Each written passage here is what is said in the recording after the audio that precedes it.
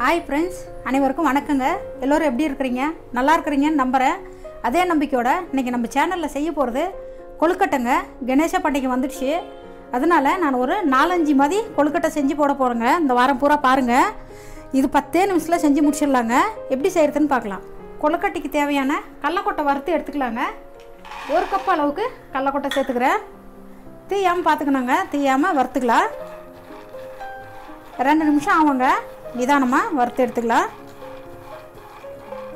எல்லாமே நான் உங்களுக்கு ரொம்ப ஈஸியாக செய்ய தெரியாதவங்க கூட கொழுக்கட்டை செய்கிற மாதிரி காட்ட போகிறேங்க. கடைசி வரைக்கும் வீடியோ பாருங்கள்.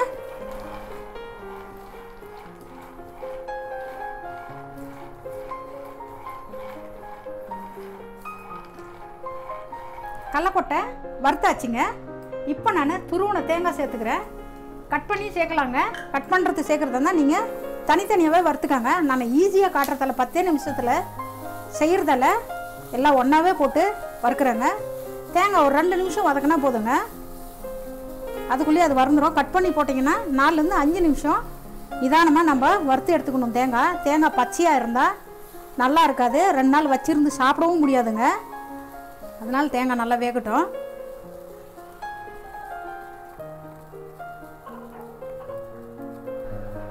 பாருங்கள், தேங்காய் சேர்த்ததுக்கப்புறம் 2 நிமிஷம் நல்லா வறுத்துருக்குறேங்க.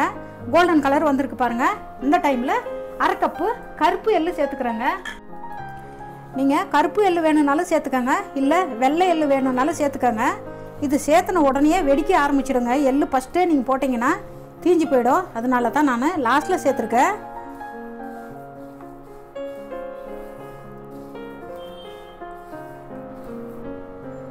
பாருங்கள், எள்ளு சேர்த்ததுக்கப்புறம் நல்லா பொரிஞ்சு வந்துருச்சுங்க.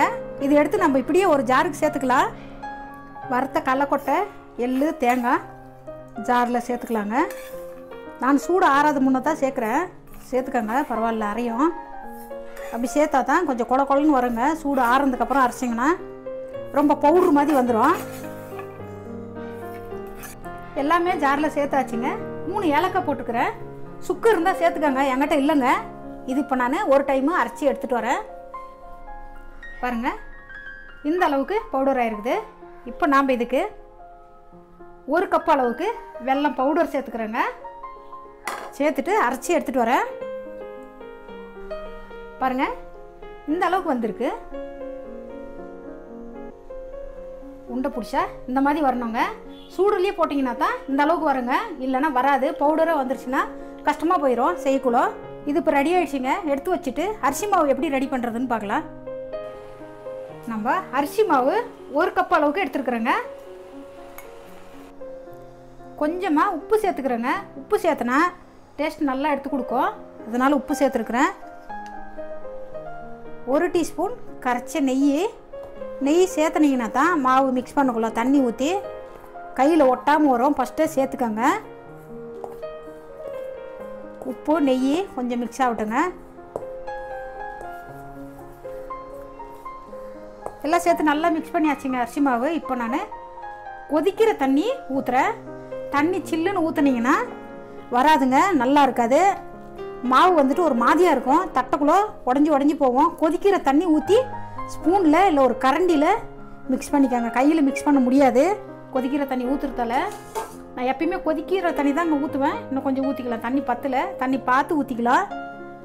ஃபஸ்ட்டேவும் ஊற்றிடாதீங்க. எல்லா தண்ணியும் கொல கொலன்னு வந்துட்டால் தட்ட முடியாது. தட்டக்குள்ள கஷ்டமாக போயிடும். கொஞ்சம் கொஞ்சமாக தான் சேர்த்துக்கணும். பாருங்கள், அரிசி மாவு ரெடி பண்ணியாச்சு. இந்த அளவுக்கு வரணுங்க எப்பயுமே.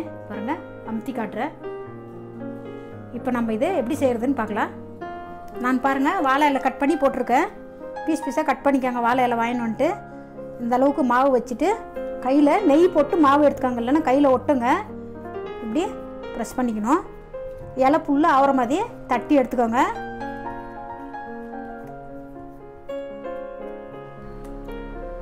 ரெடி பண்ணி வச்சுருக்கிற கடலை எள்ளு பவுட்ரு சேர்த்துக்கலாங்க. நான் 2 ஸ்பூன் சேர்க்குறேங்க. சாப்பிடக்குள்ள ரொம்ப நல்லாயிருக்கும். இந்த மாதிரி கொஞ்சம் சைடில் வச்சுக்கோங்க. வச்சாச்சுங்க எள்ளு பவுடரு. இப்போ நம்ம இது பாருங்கள், இந்த மாதிரி இலை எடுத்துன்னு வந்துட்டு இந்த மாதிரி மடிச்சுக்கணுங்க. இந்த அளவுக்கு மடிச்சாவே போதும். மடிச்சுட்டு இப்படி ப்ரெஸ் பண்ணிக்கணும். அது ஒட்டிக்கோங்க அமுத்தினாவே.